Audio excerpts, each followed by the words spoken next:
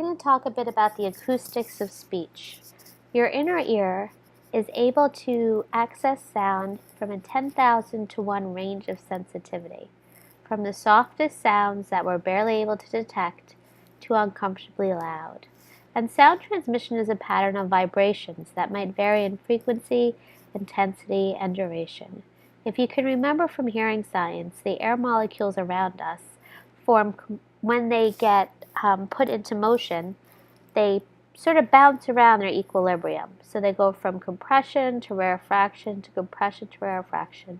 And the individual air molecules don't move any great distance, but they set out a chain reaction that is the compression wave of the sound that we hear in the environment. The psychological attributes of sound include pitch and loudness, and you have these back and forth oscillations in a given time period. We measure it in frequency. We use hertz, which is the same thing as saying cycles per second. So 1,000 hertz is 1,000 back and forth cycles that occur in 1 second. And we have high frequency sounds and low frequency sounds. A high frequency sound would be Y compared to X. So Y is going to complete more cycles per second, more full cycles from equilibrium to maximum displacement to equilibrium to maximum displacement back to equilibrium than X in 1 second. Humans can hear frequencies ranging from 20 to 20,000 hertz, but between 250 and 8,000 hertz are most important for speech. Frequencies 500 hertz and below are considered low pitch, and those sounds carry the melodies of speech. They include some vowels, and most environmental sounds are low frequencies. Frequencies 1500 hertz and above are considered higher or high, and they're important for understanding speech. So they carry the energy that helps distinguish among the consonants. The meaning of speech is carried by high frequencies, and the melody of speech is carried by low frequencies. The softest and loudest sounds of speech are separated by a 30 decibel range. So this is least intense, and the aw in law is most intense.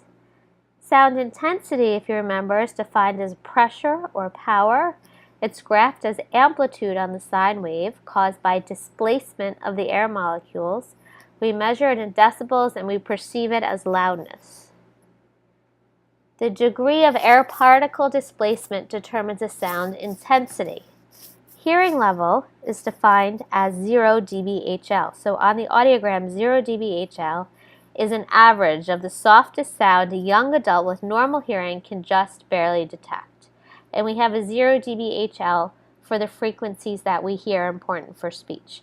So 0 dBHL is sort of an abstract number, and it's supposed to be, or it was determined to be, the softest sound that young adults with normal hearing can just barely detect. So a loudness of a person who's whispering just a few feet away would be 25 to 30 dBHL. Typical conversation is around 45 to 50 dBHL. Traffic, 70 dBHL. Your alarm clock, 80. The food blender, 90. And a concert would be 110 dBHL. And this is called a bananagram. This is a great picture you could use when you're explaining hearing loss and the sounds important to speech to a family. So remember, 0 would be the threshold or the lowest level that the normal hearing person can hear, and you have leaves rustling. Higher frequency sounds that are very soft are birds chirping. Now, as you go down on the audiogram, you see the sounds get louder. We read it from left to right with low frequencies on the left and higher frequencies on the right. You could take this picture and you could take a child's audiogram. You could get this made into a transparency and hold it over the audiogram and show the parents, okay, with this form of hearing loss, your child is missing the F, the S, the TH sounds, or the K, the P, the S. It helps it helps make it more real, seeing the actual sounds that a child might be missing. So a decibel is on a logarithmic scale. It's not on a linear scale like we use for our counting system, where we use 1, 2, 3, 4, 5, 6, 7. Decibel is a logarithmic, an exponential scale, so every dB counts a great deal. If a sound increases or decreases 10 times in intensity, the change is only 10 decibels. Similarly, a 20 dB change means that there's 10 times 10 or 100 times the intensity of the original signal. So on the audiogram, you might say, oh, there's not much of a difference between 10 or 20, but there is, and there's an even greater distance between 50 and 60 decibels because the scale is exponential.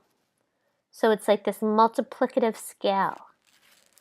The average hearing loss caused by an ear infection is 20 decibels, and that's usually described as a minimal hearing loss or a slight hearing loss. But in reality, a child's slight hearing loss means that what is heard is approximately 100 times less intense when the fluid is present than when the fluid is not there. So that audiogram can be misleading. You have to explain to parents it's on a logarithmic, it's on an exponential scale. So the difference between 10 and 20 decibels is very large. And as we go up, the difference between 50 and 60 decibels is even larger.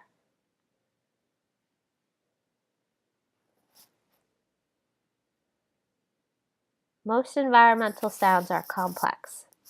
They're comprised of many frequencies with varying intensities that occur at the same time.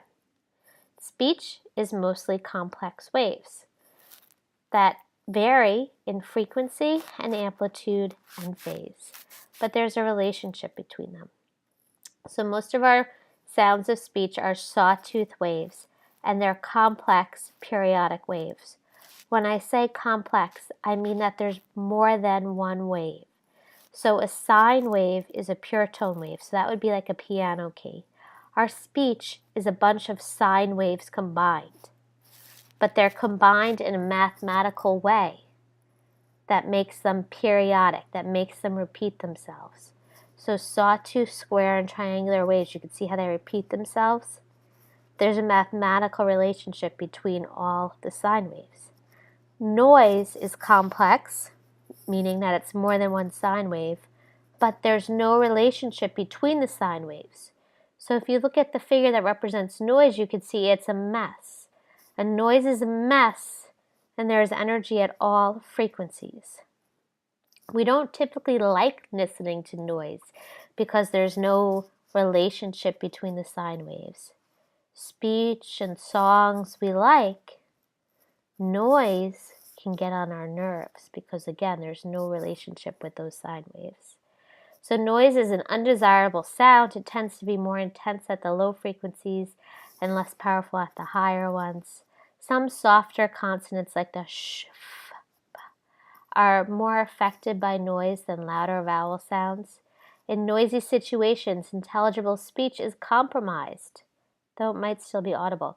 So because a noise has energy at all frequencies, it can mask or cover up the sounds of our speech.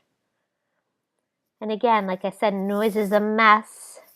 There's no clear start or stop, and there's energy at all frequencies. And that's why it masks or covers speech. So speech is audible if a person can detect it. Speech is intelligible when a person can discriminate the different speech sounds. Speech might be audible but not intelligible to a child with hearing loss, causing a child to hearing walked, walking, or walks all as ah. So they get that speech might be happening, but it might not be intelligible. Vowel sounds have strong low frequency energy, around 250 to 500 hertz. They're the most powerful sounds in English, and they carry 90% of the speech, the energy of speech.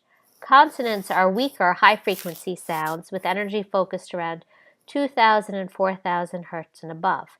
They only carry 10% of the speech, but 90% of the information needed to perceive differences among the sounds are carried in those higher frequency consonants.